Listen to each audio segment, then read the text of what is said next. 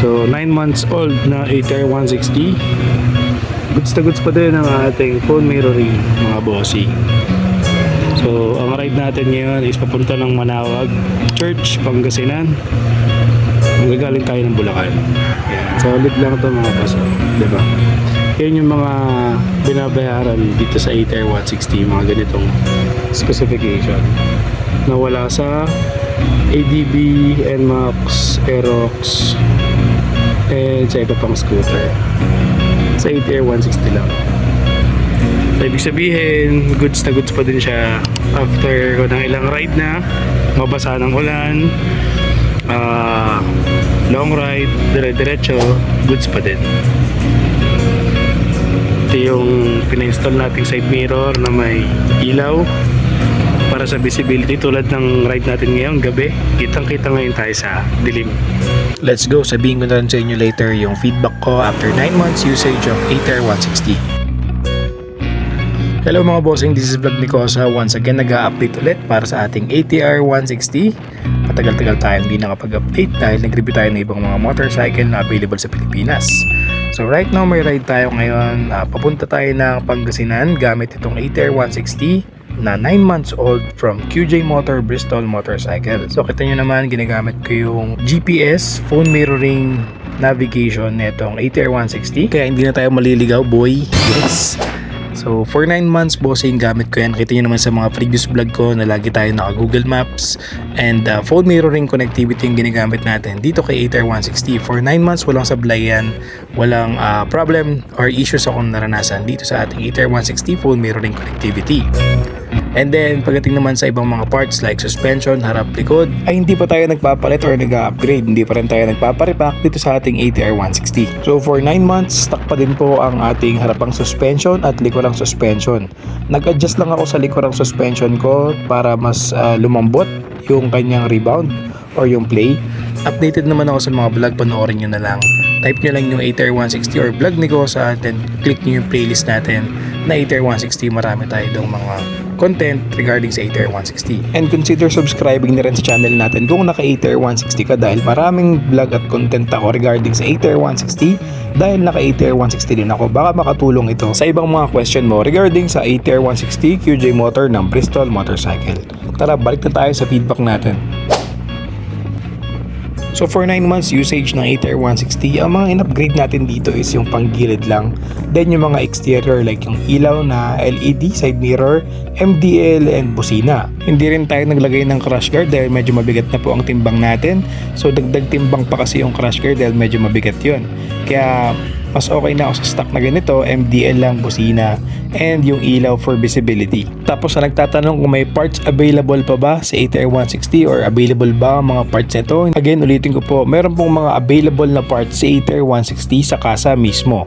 So makakabili ka doon ng brake pads, ng air filter, may mga kapares din tong CVT pulley o panggilid na aftermarket. Yun yung sa Honda ADB 150 and Click 150. So may mga similarity sa parts availability itong si ATR 160 tsaka si Honda ADV 150 and Click 150. Kaya hindi tayo mahihirapang maghanap ng mga parts nito. Pagdating naman po sa makina, so far so good pa sa ATR 160 natin. Wala pa tayong narinig na masyadong malakas na ingay aside sa dragging na normal naman yon sa mga scooter or CVT na motorsiklo.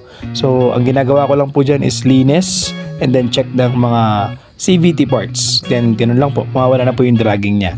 Ngayon sa mga mag-upgrade ng iba pang mga parts sa panggilid na mas magpapabilis, normal po magkaroon ng dragging sa ating mga scooter dahil po CVT set naman po yan. Ngayon, to avoid that, kailangan nyo lang i-maintain yung paglilinis ng CVT or magpalit ng mga na-wear and tear na parts ng panggilid ng scooter natin.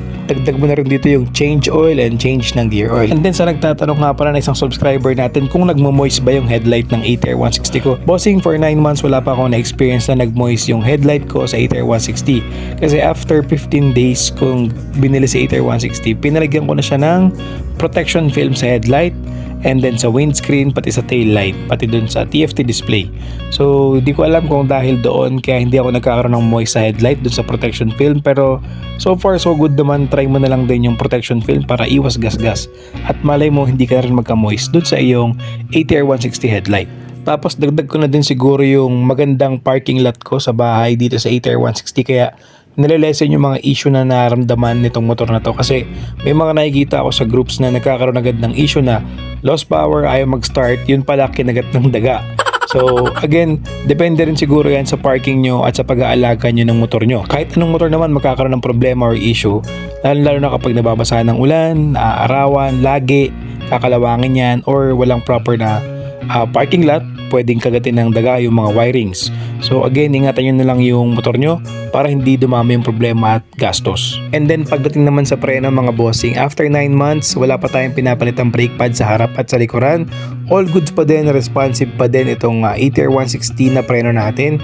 Na-testing ko nga yan dito sa biyahe namin sa Manawag dahil muntika na akong mabangga ng truck dahil bigla siyang nag-U-turn from outer line to inner line. So from outer lane, bigla siyang nag-U-turn. So munti ka na akong mabangga, buti na lang makapit yung preno natin at naka-ABS din tayo. Kaya all goods pa after 9 months old itong ATR 160 natin pagdating sa braking power. All stock, goods na goods.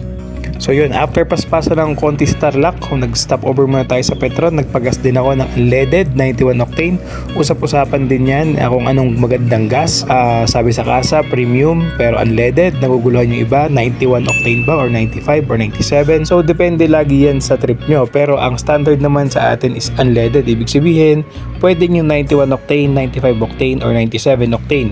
So ang difference ng 91, 95 and 97, the higher the octane, mas may mga additives na kasama na pwedeng makapaglinis ng mga parts natin sa motor like throttle body. And yung FI, I think, so doon sa mga nagtatanong kung pwede ba yung 91, 95 and 97 octane, pwede po yan sa ating ATR 160. Nasubukan ko na po lahat yan at all good. So mas maganda nga lang kung higher octane para mas malinis yung throttle body nyo and FI nyo. Yan, so far sa mga ilaw natin, wala pa namang pundido, wala ding nagloloko na ilaw after 9 months of usage. All goods na goods pa ang lahat ng ilaw natin, mapa DRL, headlight, projector, signal light, harap likod, tail light. Wala pa tayong issue sa electricals, which is very good sign of 9 months old na araw-araw ginagamit na ATR 160 from QJ Motor. Ito yung kasama nating Samurai na malupit din, bumakbak 115 to 120 top speed. At touchdown na po tayo sa Manawag Church at binibless na po ang ating QJ Motor ATR 160. So after 9 months nga po, ngayon lang tayo nakapagpa-bless ng motor dahil sobrang busy natin sa pag-vlog ng ibang mga specs neto para sa reference ng mga owner din ng ATR 160. So ayan, binibless na po yung ating motor para sa more safety travels natin. Yan, tapos lagay ko na rin sa description below and sa comment na rin yung mga link na pinagbilan natin ng upgrade seat sa ATR 160 tulad ng MDL na yan na nakakabit and horn upgrade, front fender extender, rear tire hugger and shock cover. Pati brake pads meron din tayong link. Tapos meron din tayong cable tie, rubber cable tie para sa ATR 160. Pati change oil pack meron din tayo niyan. Yan, lagay ko na lang ulit yung link sa description and sa comment para isang sagutan na lang sa lahat ng tanong nyo regarding sa upgrades ko. Yan, nagsimba na rin tayo dito sa Manawag at humingi tayo ng kaligtasan at magandang pangatawan and makauwi tayo ng safe gamit ang ating motorsiklo sa ating mga pamilya. So again, update po natin ito sa ATR 160, 9 months update. So bago tayo umuwi, bumili muna tayo ng mga pasalubong dito sa Manawag or sa Pangasinan. So yan mga boss, dito ngayon tayo sa Ordaneta. Yan, Barangay Nalsian. Galing tayo ng Manawag Church.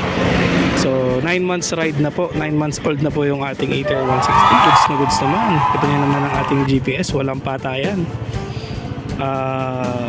Performance, suspension, wala pa rin tayong problema. Sa preno, wala pa rin problema.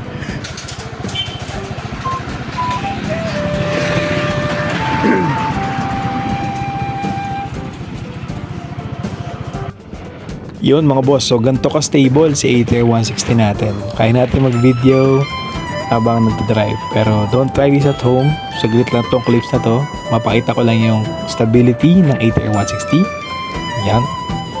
So once again, don't forget to subscribe, like, and share my channel on Facebook and YouTube, Vlog ni Kosa, for more updates sa ating ATR 160. Meron tayong playlist para sa mga owner ng ATR 160. And kung bago ka lang sa channel ko, don't forget to subscribe, like, and share my vlog. Thank you. Sakto lang. You know, touchdown. Oh, you know, welcome home daw. Solid to. 9 months old, walang problema. Romeo.